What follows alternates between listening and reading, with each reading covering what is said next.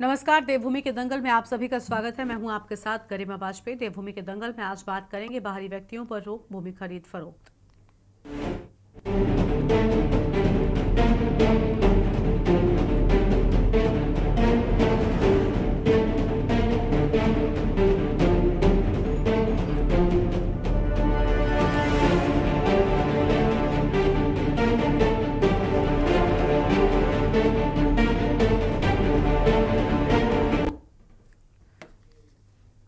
उत्तराखंड की धामी सरकार पहाड़ की जमीन को बचाने के लिए सख्त भू कानून बनाने के साथ ही भू कानून को सख्ती से लागू करने की दिशा में जुट गई है। इसके तहत प्रदेश सरकार ने भू कानून का उल्लंघन करने वालों को नोटिस भेजने भी शुरू कर दिए हैं। मेरी जानकारी के मुताबिक प्रदेश के अधिकांश जिलों में एक के बाद एक भू कानून को ताक पर रखने के 430 से अधिक मामले सामने आ चुके हैं। सभी मामलों में जिलाधिकारियों ने नोटिस जारी कर कार्रवाई भी शुरू कर दी है और इसके तहत सबसे ज्यादा 196 मामले देहरादून में सामने आए हैं, जबकि दूसरे नंबर पर 64 मामलों में नैनीताल में नोटिस जारी कर केस दर्ज हुए हैं। बता दें कि शासन के निर्देश के बाद जिले में बाहरी लोगों के 250 वर्ग मीटर से अधिक भूमि खरीदने के मामले की जांच शुरू की गई है। जिले में हफ्ते भर में करीब 254 मामलों की जांच की गई है, जिसमें 64 मामलों में भू कानून उल्लंघन की बात सामने आई है। जांच में कहीं कृषि भूमि पर व्यावसायिक गतिविधि मिली, कहीं व्यावसायिक उपयोग के लिए खरीदी जमीन बंजर पाई गई है। कई हेक्टेयर जमीन खरीदकर उसका गलत उपयोग करने के मामले भी खूब सारे सामने आए हैं, जबकि कई जगहों पर कृषि भूमि खरीदकर उस पर रिजॉर्ट तक तैयार कर दिए गए हैं। बताते चलें कि उत्तराखंड में पिछले लंबे समय से सशक्त भू कानून और मूल निवास की मांग की जा रही है। राज्य के मुख्यमंत्री ने अगले बजट सत्र में सख्त भू कानून के ड्राफ्ट को लाने का दावा किया था और इस बीच सख्त भू कानून को लेकर गैरसैंण में मुख्यमंत्री पुष्कर सिंह धामी की अध्यक्षता में बैठक भी हुई है। इसमें भू कानून को लेकर बनाई गई समिति के सदस्यों के समेत पूर्व IAS अधिकारियों और बुद्धिजीवियों के साथ साथ भू कानून के ड्राफ्ट पर चर्चा भी की गई है। वहीं कांग्रेस का आरोप है कि भाजपा सरकार ने राज्य के सख्त भू कानून को कमजोर कर दिया है। इसके साथ ही कांग्रेस ने नोटिस जारी कर कमीशनखोरी के बढ़ने की संभावना जताई है और साथ ही विपक्ष ने सत्ता पक्ष के नेताओं पर भी कार्रवाई की मांग की है। इसी पर होगी आज बातचीत, लेकिन उससे पहले एक नजर इस रिपोर्ट पर डालिए।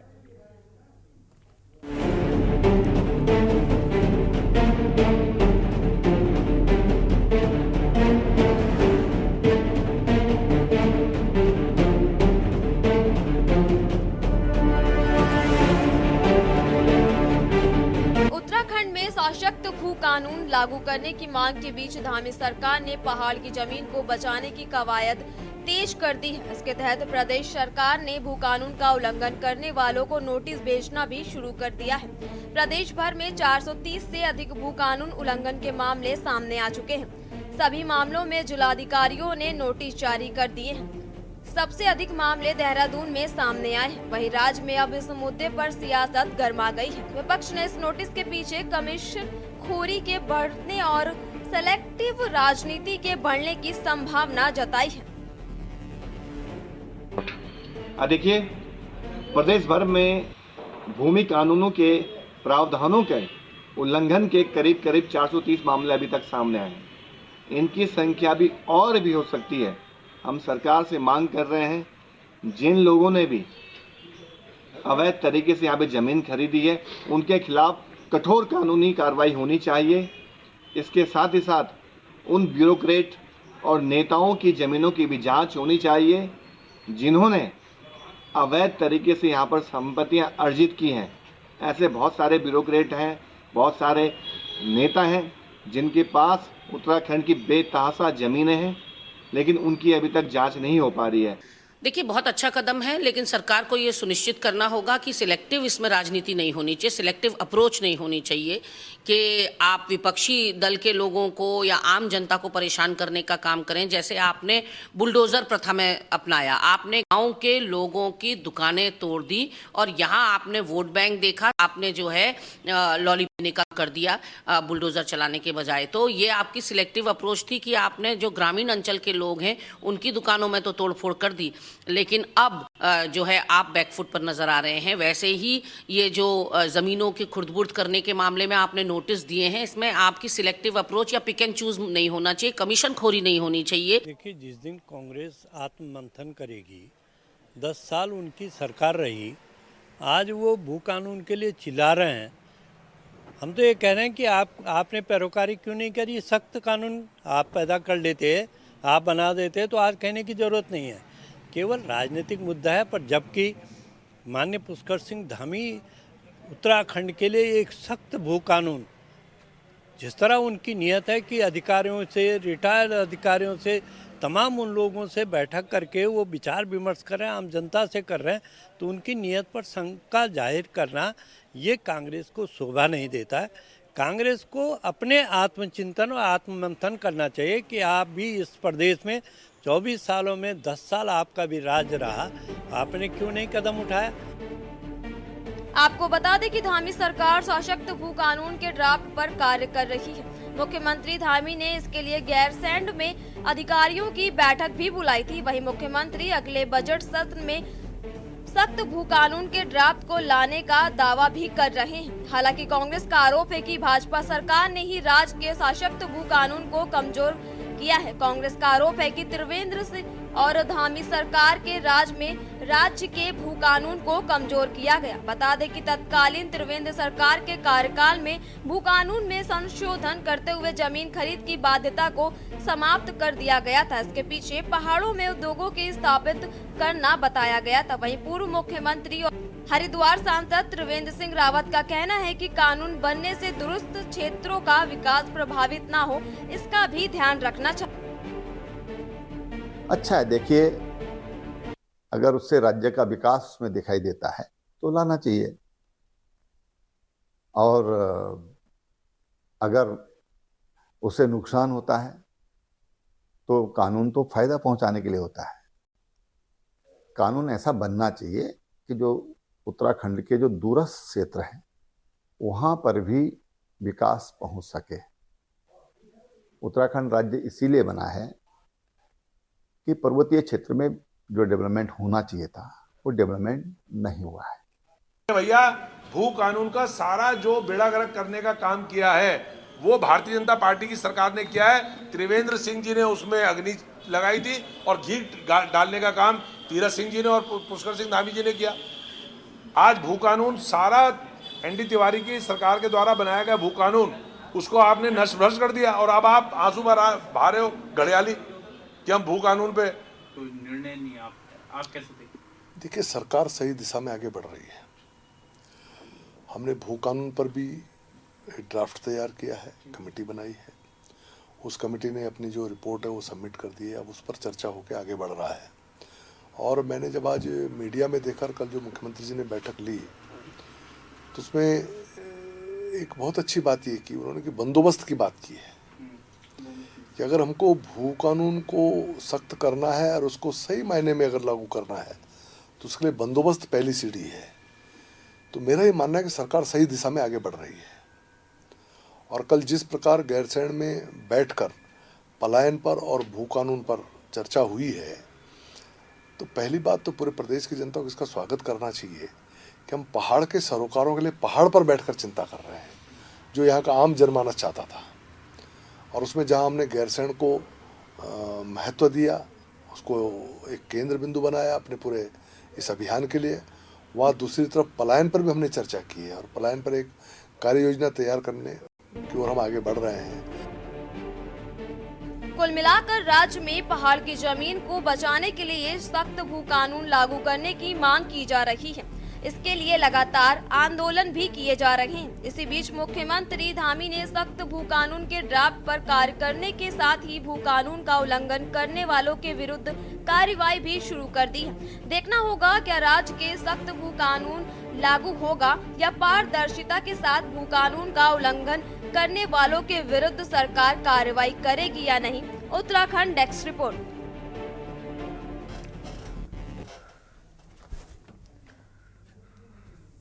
और आज इसी मुद्दे पर करेंगे विस्तार से बातचीत। खास मेहमानों का पैनल हमारे साथ में जुड़ चुका है। सबसे पहले इनसे आपका परिचय करवाते हैं।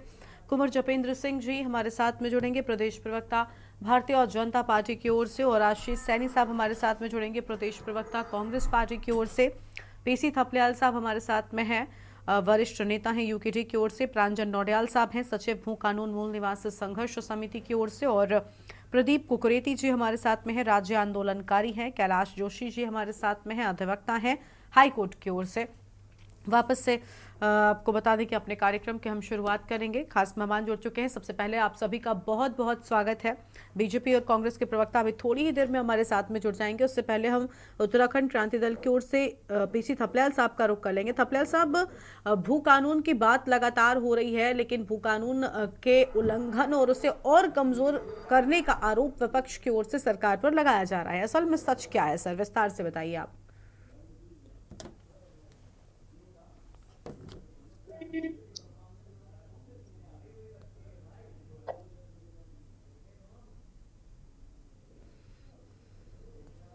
थपलियाल साहब, आवाज मिल रही है आपको? सर अनम्यूट कीजिए आप, फिर बोलिए। आपकी आवाज नहीं आ रही थपलियाल साहब जी। बोलिए सर, बोलिए। मैं ये कह रहा हूं कि जिस तरह से आपने बार बार सुना होगा कि सरकार जिस तरह से ये बोलती आ रही थी कि यूसीसी ला रहे हैं, यूसीसी ला रहे हैं, इसी तरह से सरकार कई दिनों से सख्त भू कानून की बात कर रही है। और जब उसको पूछा जाता है कि सख्त भू कानून क्या है तो बगलें झांकने लगते हैं। सुभाष कुमार साहब का एक जो बनाया हुआ है उसको ये सख्त भू कानून कहते हैं, जबकि उनके जो उन्होंने जो रिपोर्ट सौंपी है उसमें खाली ये है कि जिन लोगों ने जमीन यहाँ पे एक्वायर की थी किसी इंडस्ट्री लगाने के लिए और उसको अगर उन्होंने 2 साल तक उसको प्रयोग में नहीं लाए तो सरकार में वो हो जाएगी, वापस सरकार इसको ले लेगी। लेकिन जिस प्रकार से इस समय ये दिखाया जा रहा है कि सरकारें जगह जगह जिलावार, पहले तो आपने देखा कि किसी भी जिला ने रिपोर्ट नहीं दी थी मुख्यमंत्री को। इंस्पेक्ट ऑफ दैट की ऑर्डर दिया गया था कि सारे जिलाधिकारी अपने अपने जिलों में देखें कि कहाँ जमीनें। उसके बाद फिर सेकंड फेज में जब और जोर से बोला गया कि क्योंकि हमारे राज्य की एक खास बात यह है कि हमारे यहाँ राजस्व व्यवस्था खत्म हो चुकी है, फिनिश है। कोई राजस्व, यहाँ पे तमाम जो जमीन है हमारी सब गोल खातों में चल रही है और हमारी जमीनें जो कुछ भी बिकी है, जिसको ये अभी बोल रहे हैं कि हमने ले ली है, ये पूरा गुब्बारे हैं, फॉल्स। एक दिखाया जा रहा है जनता को कि देखो हम काम कर रहे हैं। हम कल ही टिहरी गए और टिहरी में हमने सावरा, जिसने कि 2007 में जमीन ली थी जहां पे इन्होंने सिंगताली का पुल नहीं बनने दिया, उसने 11,000 वर्ग मीटर जमीन एक दिन में उसका लैंड यूज चेंज करके और ग्राम पंचायत की जमीन ली है। लेकिन 2 बार माननीय पांगती जी द्वारा डीएम टिहरी को रिपोर्ट लिखने के बावजूद भी वो बेचारा डीएम नीचे भेजता है और नायब तहसीलदार उसको वापस कर देते हैं। ये हम लगभग 6 साल भर 6 महीने से खेल देख रहे हैं। इस खेल में कोई भी डीएम अभी जो रिपोर्टें दी हैं तो आप पाओगे कि ये सब वैध निकलेंगी। जिस तरह इन्होंने हमारा हॉरिजॉन्टल आरक्षण बोला, दे दिया हमने तुम्हारे आंदोलनकारियों को हॉरिजॉन्टल आरक्षण, और उसके बाद न्यायपालिका में अटका दिया।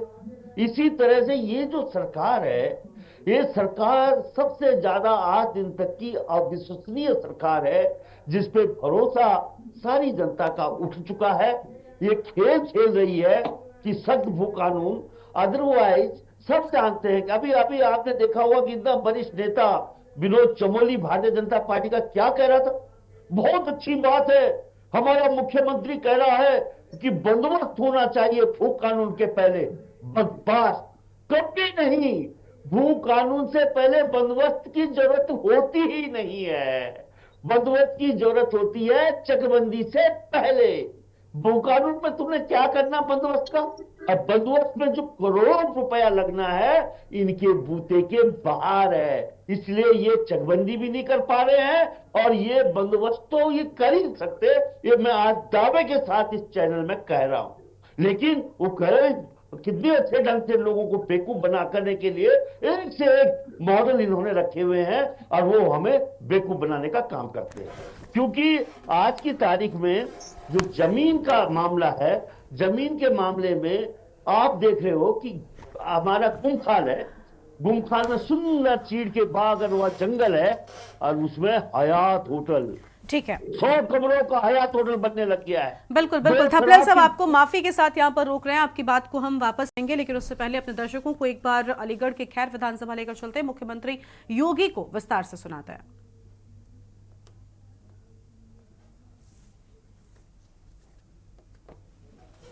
अलीगढ़ में हुई थी। अलीगढ़ ने उनकी चलने नहीं दी, लेकिन देश को सांप्रदायिक आधार पर बांटने के उनके मंसूबे सफल हो गए। याद रखना, मुस्लिम लीग की स्थापना कराची में नहीं हुई, इस्लामाबाद में नहीं हुई, ढाका में नहीं हुई, उसकी स्थापना इसी अलीगढ़ में हुई थी।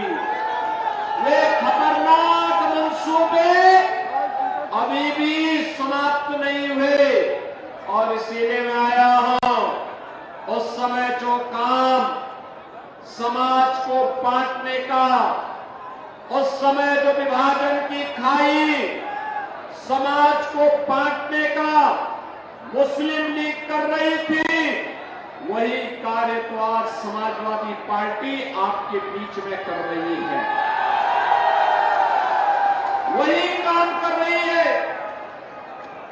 देश का दुर्भाग्यपूर्ण 1947 में विभाजन हुआ, लाखों निर्दोष नागरिक काटे गए, लेकिन सत्ता में ऐश करने वाले अपनी राष्ट्रीय ठाट बाट के साथ सत्ता को अपनी पपौती बना करके आज भी जनभावनाओं के साथ खिलवाड़ करने में लगे हैं। बहनों और भाइयों, मुझे कहने में कोई गुरेज नहीं। जब एक और आराम से सब जुझारू नौजवान है भाई, अलीगढ़ के जुझारू नौजवान है।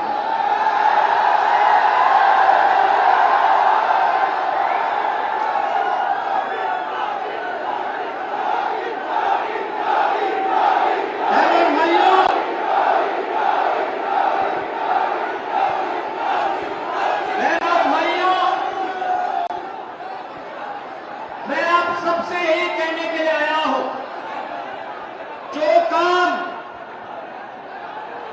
काम मुस्लिम लीग ने किया था, वही काम आज समाजवादी पार्टी कर रही है। इसलिए इनके मंसूबों को हमें सफल नहीं होने देना है, कतई सफल नहीं होने देना है। याद करिए, 2017 के पहले के उत्तर प्रदेश में यहां दंगा होता था, कर्फ्यू लगते थे, विकास के कार्य ठप पड़े हुए थे, बेटी और बहन की सुरक्षा खतरे में थी, नौजवान के रोजगार पर डकैती डालते थे, गरीब के हक पर ये लोग उसको छीनने का कार्य करते थे। 2014 में श्री नरेंद्र मोदी जी का यशस्वी नेतृत्व देश को प्राप्त होता है। मोदी जी के नेतृत्व में आज जो नया भारत हम देख रहे हैं, यह भारत बिना भेदभाव के शासन की योजना का लाभ हर गांव को, हर गरीब को, हर किसान को उपलब्ध कराने का कार्य करता है, बिना भेदभाव के उपलब्ध कराता है। आज देश की सीमाएं सुरक्षित हैं,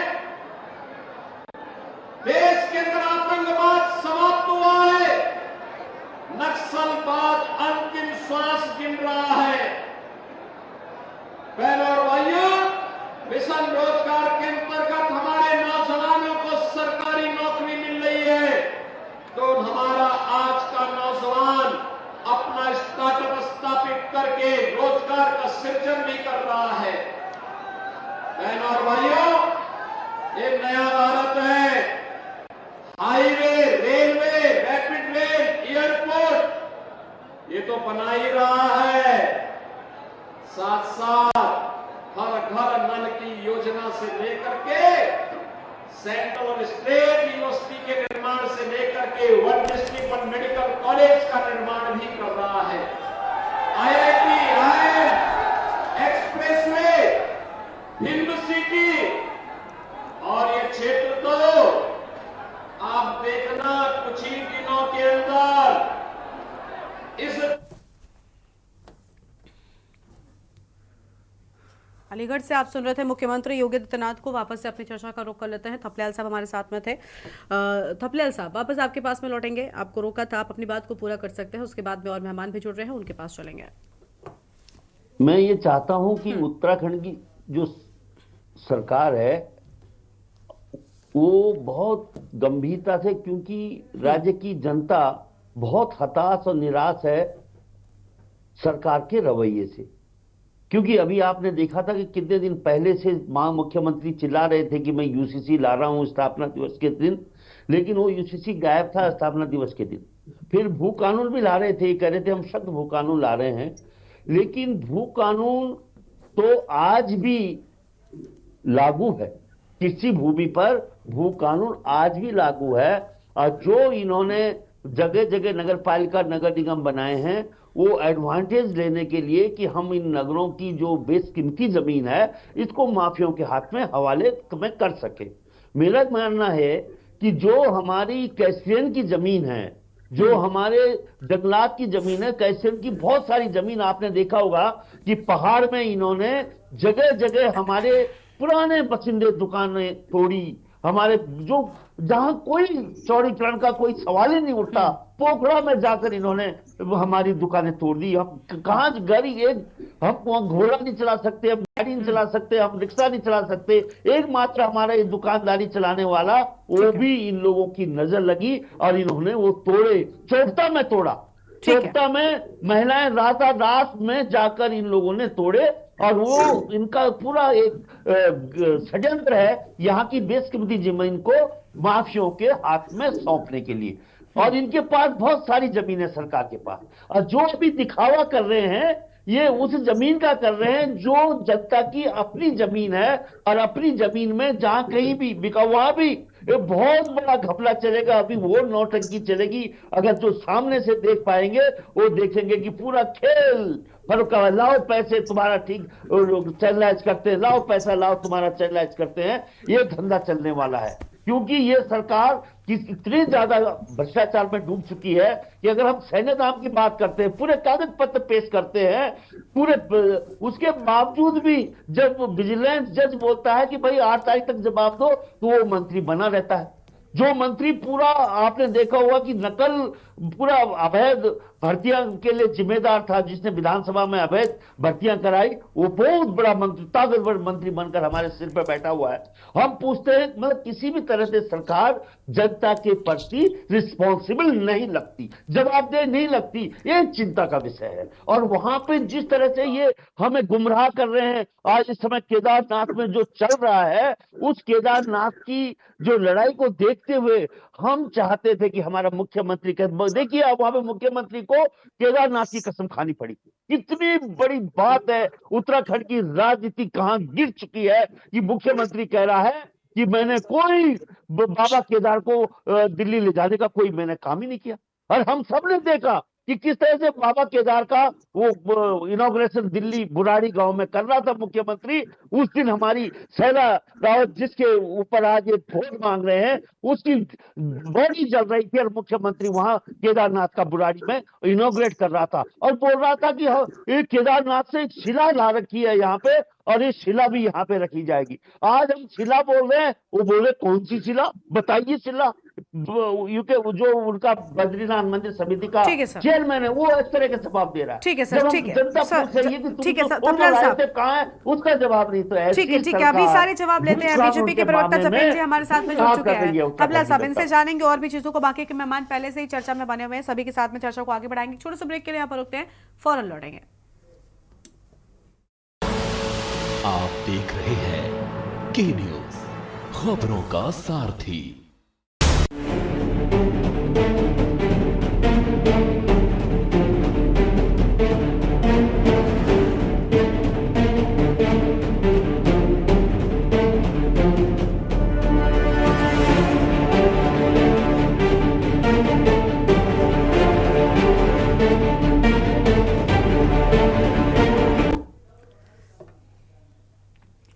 ब्रेक के बाद देवभूमि के दंगल में आप सभी का स्वागत है। सशक्त भू कानून को लेकर हम चर्चा कर रहे हैं। खास मेहमान हमारे साथ में लगातार बने हुए हैं और मेहमानों का रुख कर लेते हैं। प्रांजन नौडियाल साहब हैं, सचिव भू कानून मूल निवास संघर्ष समिति की ओर से। नौडियाल साहब, जल्दी से हम जानना चाहेंगे कि देखिए, सरकार कह रही है कि हम भू कानून को और सशक्त बनाना चाहते हैं, हम चाहते हैं कि उत्तराखंड के लोगों को उनका हक मिल जाए, लेकिन बड़ी बात यह है कि संतुष्टि क्यों नजर नहीं आती, चाहे वो आपकी संघर्ष समिति हो या उत्तराखंड की जनता हो और या विपक्ष लगातार सरकार की मंशा पर सवाल उठा रहे हैं कि ये तो और कमजोर कर रहे हैं। क्या वजह है आखिर?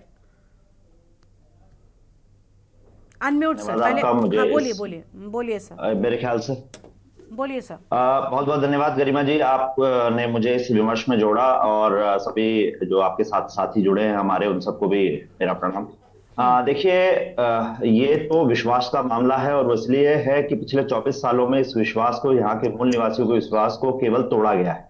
यहाँ पर एक भी ऐसी चीज नहीं हुई है कि मूल निवास को लेकर या तो जो है सरकार में या राष्ट्रीय दलों ने अपनी स्थिति क्लियर करी हो, अपनी स्थिति साफ करी हो, या भू कानून को लेकर किसी भी प्रकार से कोई इस तरीके का भू कानून, जो कि हम ऑलरेडी देख चुके हैं कि देश में विभिन्न राज्यों में जब हिमाचल अपने यहाँ एक सशक्त भू कानून लागू कर सकता है, यशवंत सिंह परमार जैसे उनको एक विजनरी लीडर मिल सकते हैं और वो अपने यहाँ एक बहुत ही मजबूत भू कानून लागू कर सकते हैं। हम उत्तर पूर्व में हम देखते हैं कि किस प्रकार से सिक्किम वगैरह ने अपने आप को 371 पे अपने आप को संरक्षित किया और अपनी जमीनों को बचाने के प्रयोजन किए। मुझे ये समझ नहीं आता कि क्या हमारी सरकारों के पास जो है इस तरह के या तो पॉलिटिकल विल की कमी है या उनके पास ऐसे ऑफिसर्स नहीं है या जो कानून के जानकार नहीं है या कॉन्स्टिट्यूशन के जानकार नहीं है, जो अपने यहाँ जो एक मजबूत भू कानून नहीं ला सकते हैं। बजाय इसके उन्होंने लगातार इस प्रदेश में भू कानूनों को लचर किया है। पहले जो है 500 वर्ग मीटर और 250 वर्ग मीटर के जो बाध्यताएं जो है दो सरकारों ने, कांग्रेस और बीजेपी में क्रमशः लाई गई थी, उसमें आप देखेंगे कि निकाय के विस्तार जब होते हैं तो वो कानून लचर छोड़ दिए गए, ढीले छोड़ दिए गए, और निकायों को जब भी विस्तार होता है तो आप देखते हैं कि जमीन जो है खरीद फरोख्त के लिए खुली छोड़ दी जाती है शहरों में। तो हम तो जो डिमांड कर रहे हैं बहुत लंबे समय से, हम जो ये बात कह रहे हैं बार बार कि एक तो जो 143 जो धारा है उसमें जो जमीन का लैंड यूज चेंज करने का प्रावधान है, उसको तुरंत प्रभाव से अभी जो है कैबिनेट की बैठक बुलाकर एक अध्यादेश लाकर 143 में प्रावधानों में जो चेंज किया गया है, जो बाध्यताएं जो पहले थी, यानी 2 साल के अंदर अगर इंडस्ट्री को दी गई जमीन पर वो प्रयोजन सिद्ध नहीं होता है तो जमीन वापस सरकार को चली जाएगी, उसको जो खत्म किया गया, और जो जिस प्रयोजन के लिए जमीन ली जाए उसके इतर अगर उसका उपयोग होता है तो भी वो सरकार में निहित हो जाएगी। ये दोनों प्रावधान जो खत्म किए गए ये वापस लाने चाहिए। 154 में जो 12.5 एकड़ भूमि की जो है बाध्यता थी इंडस्ट्री के लिए, वो जो प्रावधान खत्म किया गया उसको वापस लिया जाना चाहिए। कृषि भूमि की जो खरीद फरोख्त है उस पर तुरंत प्रभाव से रोक लगनी चाहिए। किसी भी प्रकार से कृषि भूमि, पहाड़ों पर जो भूमि है उस पर जो है किसी भी प्रकार की खरीद फरोख्त पर अभी फिलहाल तुरंत प्रभाव से रोक लगनी चाहिए, और ये रोक धीरे धीरे जैसे जैसे इस हम इवैल्यूएशन करेंगे सिचुएशन का, उस हिसाब से उस ठीक है। प्रदीप कुकरेती जी का रुख कर लेते हैं। अब राज्य आंदोलनकारी है प्रदीप जी। राज्य आंदोलनकारियों ने एक लंबी लड़ाई लड़ी है और भू कानून के लिए भी कई सारे लोगों ने कई सारे बड़े आंदोलनों में हिस्सा लिया और बड़े बड़े आंदोलन कराए गए, लेकिन अब सरकार ने इसको लेकर एक सख्त कदम उठाने की बात कह दी है। लेकिन सर, विश्वास नहीं हो रहा। क्या आंदोलनकारी सरकार के इस कदम से संतुष्ट हैं? क्या वो आश्वस्त हैं कि सरकार की मंशा बिल्कुल ठीक है और अब उत्तराखंड वासियों को उनका हक जो है वो मिल जाएगा?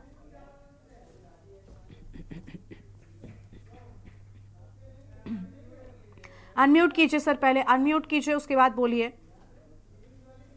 सर्वप्रथम तो मैं गरिमा जी मैं ये बताऊं कि 24 वर्षों के बाद इस बात का दुख है कि 24 वर्षों के बाद हम अपने कानून पर पुनः चर्चा कर रहे हैं। 24 वर्षों के बाद हम रजत जयंती में प्रवेश कर चुके हैं। जो काम प्रदेश बनने के गठन के 2 या 3 वर्षों के अंदर होना चाहिए था, स्थायी राजधानी, सशक्त भू कानून, रोजगार नीति, परिसंपत्तियों का बंटवारा और अपनी जो हमारा ब्यूरोक्रेसी का किस तरह से स्टैंडर्ड ढांचा होगा, इससे बड़ी बात क्या होगी? किसी भी सरकार ने, चाहे भारतीय जनता पार्टी हो कांग्रेस ने हो, उत्तराखंड में सबसे बड़ी कमी यह है कि एक तो राजधानी तय नहीं कर पाए। दूसरी बात, 24 वर्षों में हमारा जो कैडर के जो अधिकारी हैं वो यहाँ नहीं है, वो दूसरे कैडरों में काम कर रहे हैं। हमारे यहाँ अगर आप ढंग से किसी दिन आज समीक्षा करिए, इस पे आप एक पूरी पत्रकारिता को एक दिन के लिए आप, मैं निवेदन है मेरा चैनल से कि एक दिन ये पता करें कि हमारे प्रदेश के अंदर कितने आईएएस हैं, कितने उत्तराखंड के कैडर के हैं और कितने जो है जो 2 साल के लिए, 3 साल के लिए, 5 साल के लिए आए थे और कितने कैडर। दूसरी बात, भू कानून की अगर मैं बात करूं तो भू कानून में ये जनता का ही दबाव है, ये जन आक्रोश ही है, जिसमें माननीय मुख्यमंत्री को बार बार बयान देना पड़ता है, नियम कायदे कानून बनाने पड़ते हैं। और आपने देखा होगा कि चाहे वो किसी न किसी तरह से एक एक चीजें निकल के आ रही हैं। निश्चित रूप में जो अच्छी चीज होगी उसका स्वागत किया जाएगा, और लेकिन सबसे बड़ी बात यह है कि जो 9 जिले विशेषकर पहाड़ के, उन पहाड़ के जिलों पे भी लोगों ने जो है अतिक्रमण करना शुरू कर दिया है। देहरादून, हल्द्वानी, आपने उधम सिंह नगर, हरिद्वार, आप उसको देखिए कि किसी को तो इतना दिल खोल के भूमि दान की जा रही है, कहीं जो है नदियों का एनक्रोचमेंट नहीं रोका जा रहा है। दूसरी बात, इसमें सरकार को, धामी जी अगर आज इस सशक्त भू कानून की नींव रखते हैं, उससे पहले उनको एक काम करेंगे, लोग उनकी बातों पे यकीन मान जाएंगे। पहले 2018 में त्रिवेंद्र रावत जी का कानून को रद्द करें, सर्वप्रथम उन्हें वो रद्द करना चाहिए कि कहीं ना कहीं विश्वास जीतना होगा जनता का। लेकिन अगर वो इस काम को कर देते हैं तो इन 10 मुख्यमंत्रियों में से उनका नाम सुनहरे अक्षरों में लिखा जा सकता है कि एक युवा मुख्यमंत्री ने इस पर हिम्मत जताई है। ठीक है सर, ठीक है, आपके पास में लौटेंगे। और मेहमान हमारे साथ में हैं जपेंद्र सिंह जी, जुड़ चुके हैं, प्रदेश प्रवक्ता भारतीय जनता पार्टी की ओर से। जपेंद्र जी, आप थोड़ी सी देरी से आए, बहुत स्वागत आपका भी। जपेंद्र जी, आपने सभी की बातों को भी लगभग सुन ही लिया होगा, बड़ी नाराजगी हो, और सबसे बड़ी बात मंशा पर ही सवाल उठ रहा है। विपक्ष तो कह रहा है कि सर ये तो और कमजोर करने का काम कर रहे हैं, जबकि सरकार कह रही है कि हम तो चाहते हैं कि उत्तराखंड वासियों को उनका हक मिल जाए, भू कानून और मजबूत हो जाए। आपने यूसीसी की बात प्राथमिकता भू कानून को दिखाई, फिर विश्वास क्यों नहीं जीत पा रहे हैं? चाहे प्रांजल जी हो, प्रदीप जी, आपने सबकी बातों को सुन लिया होगा। जी बिल्कुल, ऐसा नहीं है कि भू कानून को लेकर सरकार सख्त नहीं है या सरकार के काम में। आपने पहले कहा है, अभी इसके बाद भेजता हूँ, पहले कहा है कि जन भावनाओं को देखते हुए सशक्त भू कानून की तरफ सरकार बढ़ रही।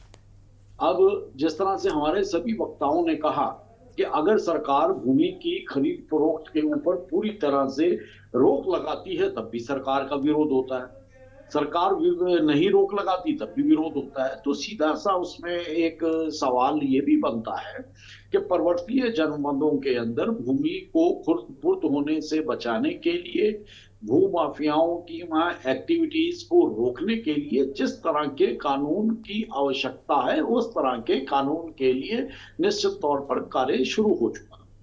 समय समय पर जो सुझाव आते हैं, चाहे वो हमारे उत्तराखंड आंदोलन से जुड़े हुए साथियों के सुझाव आए, बुद्धिजीवियों के सुझाव आए, क्षेत्र की जनता, पर्वतीय जनपदों के निवासियों के सुझाव आए, सभी के सुझावों का भी संज्ञान लिया जाता है, सम्मान किया जाता है और उसके अनुरूप योजनाओं को अमली जामा पहनाने का पूरी तरह से प्रयास किया जाता है। अब भरोसा नहीं जीत पाए, ये हम इससे सहमत। सरकार के अगर पिछले कार्य देखें तो सरकार अपनी तरफ से सभी कार्यों को पूरी निष्ठा और ईमानदारी से करती है। ठीक है, आपकी शिकायतें हो सकती हैं, आपकी शिकायतें सिर माथे पर, आपको शिकायतें करने का अधिकार भी है और आपकी शिकायतों के अनुरूप उनके निराकरण की दिशा में सरकार के जैसे कदम बढ़ने चाहिए उसी दिशा में सरकार के कदम बढ़ रहे हैं। तो ऐसा नहीं है कि आप सरकार आप ही के द्वारा चुनी हुई सरकार है, उत्तराखंड की जनता के द्वारा चुनी हुई सरकार है, उत्तराखंड की जनता की समस्याओं के निराकरण के।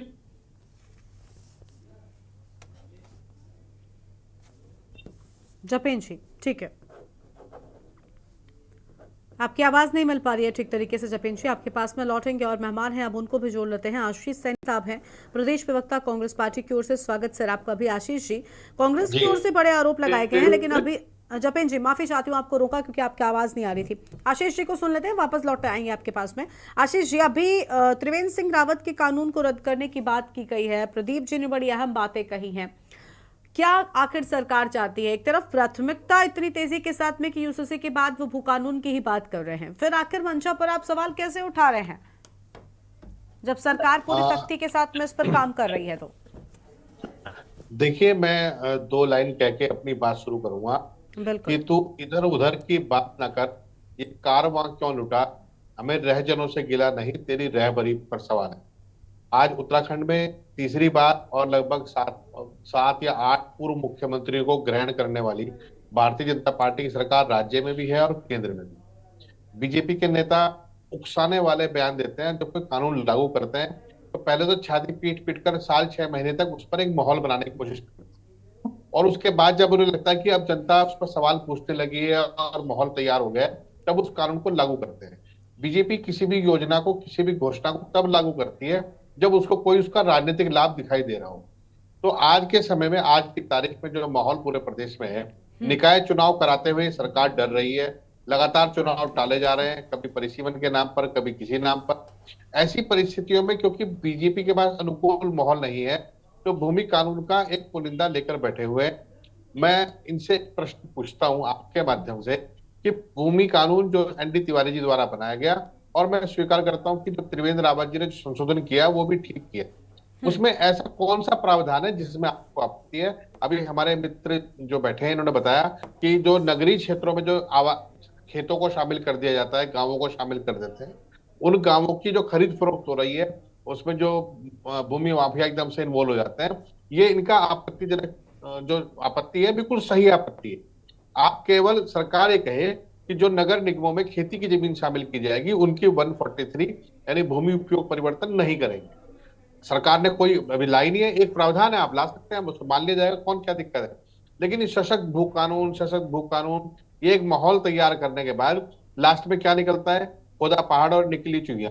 वो स्थिति जैसे यूसीसी कानून में हुई, पूरा तामझाम चला के रखा, यूसीसी ला देंगे, दीवारें ऐसी कर देंगे, उत्तराखंड ऐसा कर देंगे, ये हो जाएगा। लास्ट में क्या निकला कि लिव इन रिलेशनशिप को रजिस्टर कर दो। हाँ। ये निकल के आता है।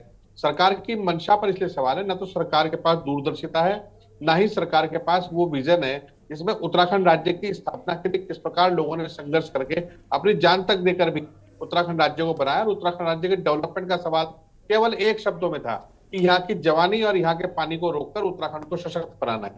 क्या उस दिशा में भारतीय जनता पार्टी की सरकारों ने एक कदम भी उठाने का काम किया? तो उसमें जवाब आएगा कि कोई ऐसा काम नहीं किया है। भाजपा केवल धार्मिक ध्रुवीकरण पर, हिंदू मुस्लिम पर और तमाम गोल पे खा कर ही सरकार बनती है। यहाँ यथार्थ की कोई बात नहीं होती, काम की कोई बात नहीं होती। इसीलिए आज दूसरी सरकार जिसमें पुष्कर सिंह धामी दोबारा मुख्यमंत्री बने, आज भी ये सरकार फेल होने का कारण क्या है? बीजेपी में कोई ऐसा विजन है ही नहीं।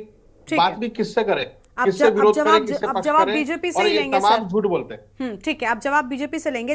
जपेन जी, बस एक अधिवक्ता हमारे साथ में कैलाश जोशी जी काफी देरी से हैं, उनको भी सुन लें, उसके बाद में आपके पास में ही सीधा आती हूँ मैं।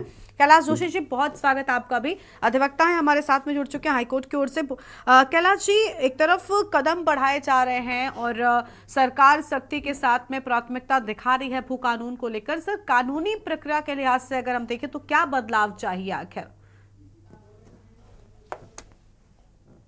अनम्यूट कर लीजिए पहले सर, उसके बाद बोलिए। आवाज आ रही? हाँ जी सर, बोलिए। धन्यवाद गरिमा जी, आपने मौका दिया। मैं ये कह रहा था कि कानून तो पहले भी थे, लेकिन 2018 में जो एक कानून त्रिवेंद्र सिंह रावत जी लाए, अनलिमिटेड लैंड परचेज करने का बाहर के लोगों के लिए, उद्योगों के लिए, तो वो सबसे खतरनाक रहा। और उसने क्या किया कि यहाँ की जो एग्रीकल्चर लैंड, वैसे तो एग्रीकल्चर कोई पॉलिसी है ही नहीं स्टेट की, क्योंकि आप देखेंगे कि कहीं बदर खेत जो छोटी मोटी भी, तो कहीं बदर रहे हैं, कहीं जो है और जानवर खराब कर रहे हैं, उसको लेकर कोई पॉलिसी नहीं है कि यहाँ खेती कैसी हो। और जब लैंड परचेज करने की बात आई तो उसने किया, उद्योगों के लिए बात कही, तो वो किसके लिए था? यहाँ के लोगों ने खरीदनी नहीं थी, वो तो बाहर के लोगों के लिए खरीदने वाली बात थी। तो सबसे पहले तो 2018 का जो कानून है, उसका भू कानून, उसको रद्द किया जाए। फिर उसके बाद में 2022 में एक कानून लेके आया कि मान लिया किसी ने स्कूल के लिए वहां पर कोई रिजॉर्ट बना रहा तो वो ले जाए। तो सवाल ये है कि ये क्यों, मतलब ये किसकी लिया? जब तक बंदोबस्त, और एक बात है कि बंदोबस्त को लागू किए जाने की जरूरत है, और दूसरा यहाँ के लिए एग्रीकल्चर पॉलिसी बनाने की जरूरत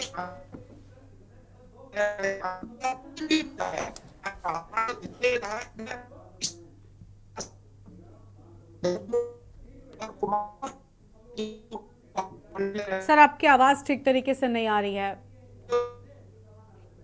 ठीक है सर, आपके पास में लौटेंगे, तब तक आपकी आवाज को ठीक किया जा रहा है। जपेंद्र जी के पास में वापस चलते। जपेंद्र जी, आप कुछ कह रहे थे आशीष जी के जवाब में। आशीष जी के जवाब में अपने आप ही एक बहुत बड़ा कंट्राडिक्शन है कि एक तरफ तो आशीष जी ने ये माना कि सरकार दोबारा चुनी हुई है, तो क्या कोई सरकार दोबारा बिना भरोसे के ही चुन ली जाती है? उत्तराखंड की सरकार की आशीष जी ऐसे नहीं, बीच में जनता का विश्वास सरकार के ऊपर, और भू कानून जनता की मांग है। परवर्ती आपने उसे भी नकार दिया कि भू कानून सरकार कानून बनाती है। सरकार का काम होता है जनता की मांगों के अनुरूप योजनाएं बनाना और काम करना। आज पर्वतीय जनपदों की जनता सशक्त भू कानून की अगर मांग कर रही है तो सरकार ने उस मांग को स्वीकार किया है, सम्मान दिया है। अब वो कानून किस तरह का होना चाहिए, उससे पर्वतीय जनपदों की भूमि को किस तरह से भू माफियाओं के चंगुल से बचा के रखा जाए, जन भावनाओं का भी सम्मान हो और एक तरफ विकास भी निरंतर चलता रहे। पर्वतीय जनपदों में इंफ्रास्ट्रक्चर डेवलपमेंट को लेकर, विकास को लेकर, योजनाओं को लेकर, एम्प्लॉयमेंट को लेकर, औद्योगिकरण को लेकर, पर्यटन को लेकर, उस योजनाओं को किस तरह से आगे बढ़ाया जाना है, ये सरकार का काम होता है। सरकार अपना काम कर रही है। अब अगर सरकार के किसी कार्य को लेकर कहीं कोई शंका है या सुझाव है तो सरकार समय समय पर आंदोलनकारियों के, हमारे पर्वतीय जनपदों में बुद्धिजीवियों के, सभी के सुझावों का भी स्वागत करती है, उसे अपनी योजनाओं में शामिल करती है, उनके अनुसार योजनाओं में परिवर्तन भी लाया जाता है। तो सशक्त भू कानून के साथ साथ पर्वतीय जनपदों के प्रत्येक मुद्दे को सरकार प्राथमिकता से अपनी योजनाओं में ले रही है और भविष्य में इसका असर भी नजर आएगा। मुख्यमंत्री अगर कहते हैं तो निरंतर उस पर कार्य करते हैं।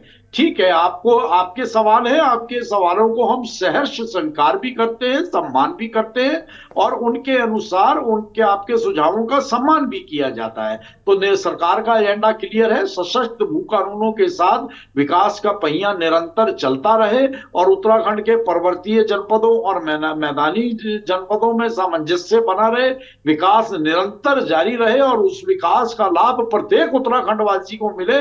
यह सरकार और माननीय मुख्यमंत्री जी की कार्य प्रणाली में शामिल है और इसी के अनुसार और इसी का अनुसरण करते हुए भविष्य की योजनाओं का लाभ समस्त उत्तराखंड वासियों को मिलेगा।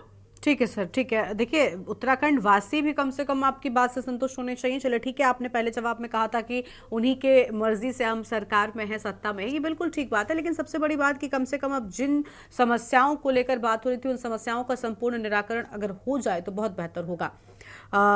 प्रांजल जी के पास में एक बार फिर से जाएंगे। प्रांजल जी, अभी आपने जपेंद्र जी को सुन लिया, उनकी ओर से आश्वासन ही नहीं दिया गया बल्कि वो पूरी तरीके से कह रहे हैं कि चीजें बिल्कुल ठीक ट्रैक पर चल रही हैं, लेकिन फिर आखिर क्यों अभी भी संघर्ष समितियां लगातार आंदोलन कर रही है? मैंने देखा अभी कुछ दिनों पहले भी हरिद्वार में भी एक लंबी यात्रा निकाली गई, तो इस सब के पीछे क्या वजह है? Unmute sir, unmute. Garima ji, देखिए, वजह बिल्कुल साफ है कि सरकारों पर किसी प्रकार का विश्वास अब जनता को नहीं रह गया है। इसी वजह से वो अब सड़कों पे आ रही है, अपने अधिकारों के लिए लड़ रही है। आप देख रहे हैं कि जिस तरह से मुख्यमंत्री जी बाबा केदार की ही झूठी कसम खा ले रहे हैं और जो है फिर वो सोच रहे हैं कि जो है जनता उन पर विश्वास करेगी। ये अब प्रदेश की जनता भलीभांति जानती है।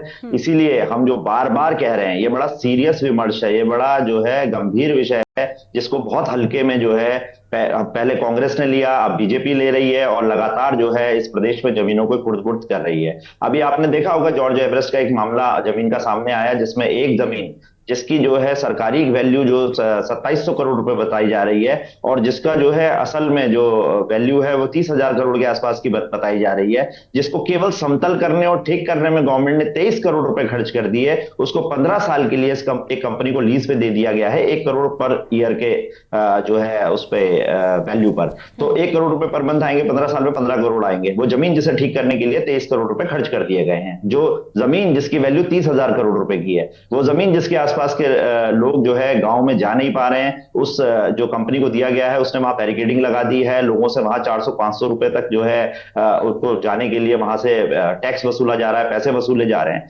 जब आप सरकारों को उनके ऊपर छोड़ देते हैं, उनको बहुमत दे देते हैं, उसके बाद उनके अपने अपने कार्यक्रम के अनुसार उन्हें छोड़ देते हैं, तो वो ऐसे ही 2018 वाले जमीनी कानून लाते हैं। इसी प्रकार से वो जो है पूरे जमीन के कानूनों को पूरी तरीके से प्रदेश से खत्म करते हैं। इसी प्रकार से 2023 में जो बची खुची बाध्यताएं थी वो धामी सरकार के दौरान जो है इसमें खत्म कर दी गई। हम अभी ऋषिकेश में एक महारैली कर रहे थे, उस दौरान हमें पता चला कि जो है टूरिज्म इंडस्ट्री के नाम पर एक बड़ी कंपनी को एक जमीन दी गई ऋषिकेश टालवाला में, और वो प्लॉटिंग करके उसे बेच रहे हैं। अभी उस पर भी हम आरटीआई लगाएंगे, उसमें बहुत जल्दी जो है उस पर चीजों का खुलासा होगा कि किस प्रकार से वो जमीन दी गई, किस प्रकार से उसका, और ऐसी बहुत सी जमीनों के मामले हैं इस प्रदेश में। हम ये कह रहे हैं कि ये पूरी तरीके से नाकाम सरकार है।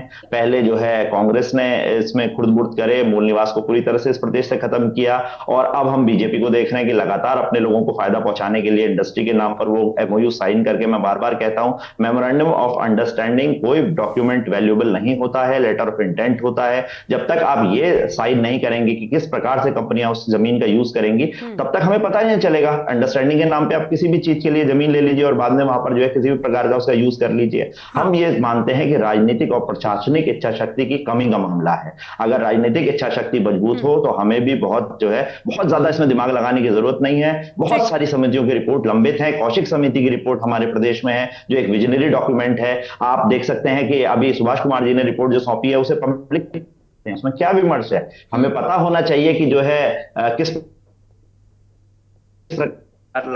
जा रही है।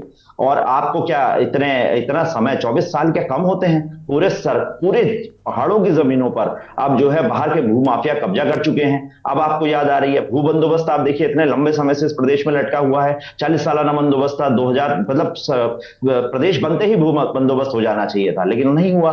24 साल से भू बंदोबस्त भी लटका हुआ है। जो है कोई इकोनॉमिक स्ट्रक्चरल जो है हमारे पास एक प्रोग्राम नहीं है कि हम किस प्रकार से प्रदेश की इकोनॉमी बढ़ाएंगे। हम क्या केवल इंडस्ट्री, पहाड़ी प्रदेश है, क्या हम मैदानों में लगी हुई इंडस्ट्री के भरोसे बैठे रहेंगे? किस तरह से इकोनॉमिक डेवलपमेंट होगा? सरकार के पास कोई प्लान नहीं है। सरकार के पास एक प्लान है कि हमें किसी भी तरीके से भूमाफियाओं को यहां पर कब्जा देना है, उसके थ्रू हमने एक पॉलिटिकल स्ट्रक्चर चलाना है, पैसे से राजनीति में आना है और उसी से जो है अपने चुनाव लड़के जीतने हैं। मलिन बस्तियां यहां पर नदियों के किनारे, इतना फ्रेजाइल इकोसिस्टम के होने के बावजूद जो है नदियों के किनारे मलिन बस्तियों को बसाया जा रहा है। उनके नियमितीकरण की लगातार मांग उठ रही है। यहां का मूल निवासी यहां पर 100 गज की जमीन लेने की उसकी हैसियत नहीं है, और आप जो है कहीं से भी कोई भी आ रहा है, बस्तियां बसा रहा है, और आप वोट बैंक की राजनीति कर रहे हैं। वहां आप जो है उनको जो है जमीनें दे रहे हैं भूमाफियों को। आप जो है ठीक है, जपेन जी से भी जवाब लेंगे, लेकिन उससे पहले एक बार आशीष सैनी जी को एक बार फिर से सुनेंगे। आशीष जी, कांग्रेस के पास भी वक्त था, ऐसा नहीं है, कांग्रेस और बीजेपी दोनों को बराबर का मौका मिला,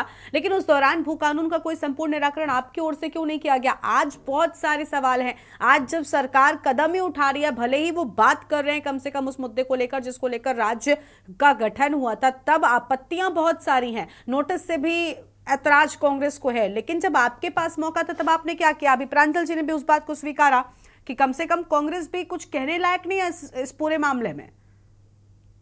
देखिए, प्रांजल जी ने जो बात कही है, और जो एनडी तिवारी जी की सरकार में जिस भूमि कानून को लाया गया, उस जो समिति के सुझाव थे वो उससे पूर्व में भगत सिंह कोश्यारी जी की सरकार में वो समिति अस्तित्व में आई थी, लेकिन जो लागू हुआ उस भूमि कानून से में वो अपने आप में पर्याप्त था। उसमें केवल मात्र इतना संशोधन हुआ है, केवल 500 मीटर से घटाकर आवासीय को 250 मीटर किया गया, बस। इसके अलावा भूमि कानून को लेकर आज ना तो बीजेपी के पास कुछ नया मसाला है। जो सुझाव अभी प्रदीप जी ने भी दिया कि जो शहरी क्षेत्रों में जब नगर निकाय का विस्तार करते हैं तो जो खेती की जमीन आ रही है उसको लेकर अलग नोटिफिकेशन की आवश्यकता है। मैं उस बात से सहमत हूँ, उसे लाया जाना चाहिए, और जो संशोधन आप चाहते हैं वो लागू होने चाहिए। लेकिन मेरा सवाल दूसरा है, और जो एक्चुअल सवाल है वो यही है कि ऐसा क्या संशोधन है जो आप वर्तमान भू कानून में लाना चाहते हैं? आप चाहते क्या है वो बता तो दीजिए। ये सिर्फ एक शब्द कि सशक्त ला रहे हैं, सशक्त ला रहे हैं, सशक्त ला रहे हैं, ला कुछ नहीं रहे। तो आप पहली बात तो ये बताइए कि आप लाना क्या चाहते हैं। और मैं प्रांजल जी से, वक्त बहुत कम है, जल्दी से जपेन जी की एक छोटी सी प्रतिक्रिया है। जपेन जी, आप प्लीज उनको सुन लीजिए। आशीष जी, सवाल बहुत सारे हैं। जपेन जी, आपने सुने होंगे लगभग सभी सवालों को, बोलिए सर। देखिए, चीजों को भ्रमित करना और उसे राजनीतिक हथियार के रूप में इस्तेमाल करना, ये कांग्रेस का एक पुराना शगल है। 2002 से लेके 2007 तक जिन नारायण दत्त तिवारी जी की सरकार की बात हो रही है, भू कानूनों को लेकर मांग तब भी थी, लेकिन काम जीरो हुआ, नहीं ध्यान दिया गया। चलिए ठीक है, आप नहीं मानेंगे और मैं मनवाने। सर प्लीज आशीष जी सुन लीजिए प्लीज जल्दी से, और जपेन जी प्लीज थोड़ा जल्दी कंप्लीट कीजिए।